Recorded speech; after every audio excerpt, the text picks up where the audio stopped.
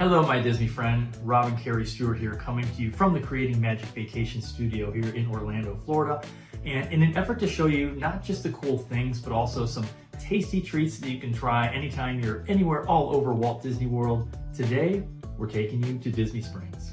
And specifically to Gideons Bakehouse. And this is definitely one of the most popular places that you will find for your Disney trip in Disney Springs, and it's also going to be one of the busiest. You'll always see a line there. We tend to walk back when we go to Disney Springs, is go by like Raglan Road, or maybe we go back to Jock Lindsay's Hangar Bar, and every time we are just blown away by how long the line at Gideon's is.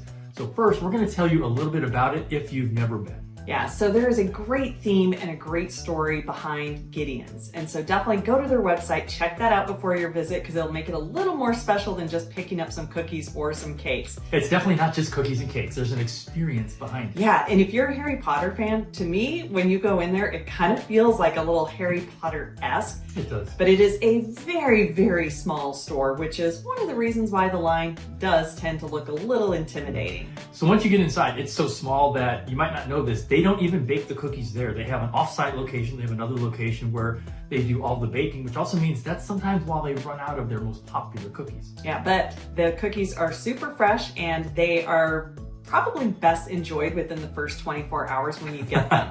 We've had these for a couple days. Yeah, we've had these a couple days. We did pick some up though. We hadn't had a Gideon's cookie in a really, really long time. A couple years, I would think. Yeah, well, here's what's really fun about the experience is whenever you go, you are going to get a collectible card that you can keep and collect them. They also sell these prints online. They have t-shirts, and every single month this swaps out because their menu changes. So they will have a featured cookie for this month. Let's see, the featured cookie is the key lime chocolate chip cookie. Which sounds really good. Also the coconut caramel chocolate chip cookie. So those are the ones that are just special.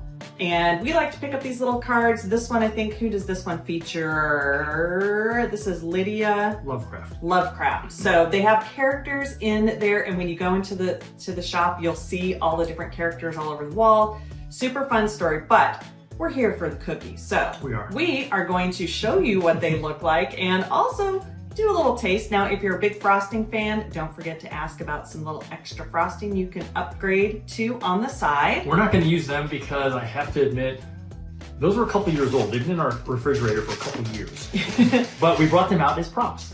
So you can go in, and I think there is a max number of cookies of 7 that you can purchase. So if you want to get a whole bunch, then just make sure you have multiple people. There are lots of different ways to get in line, but we do have a little pro tip, so make sure you stay tuned. But when you get there, they do have a virtual queue that you can join, or you can just walk up and get a return time, and they will text you. If you're an international visitor, don't worry, because if you don't have a cell phone or a cellular plan active, they will give you your return time. So step number 1 is to make sure you can get in line. Once you do get called back, you're still going to be waiting about 30 minutes. Yes. Okay, you're anxious to try this cookie. Well, it's sitting here in front of me, and these are half-pound cookies. They are big. Let's go ahead. I'll tell you a little bit about them. This in particular, and I'm going to use the card again to describe what this cookie is. And this is the chocolate chip.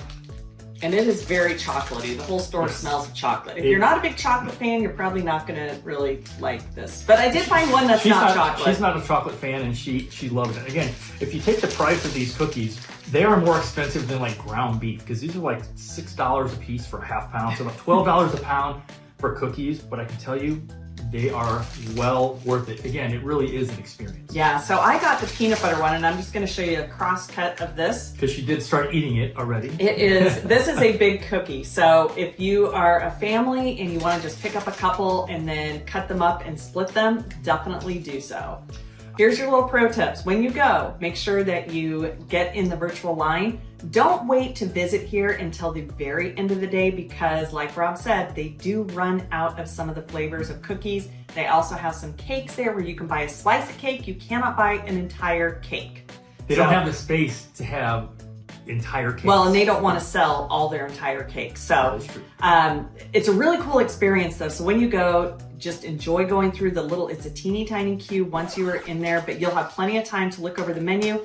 If you are super lucky, there are 2 times during the day where they have hot cookies.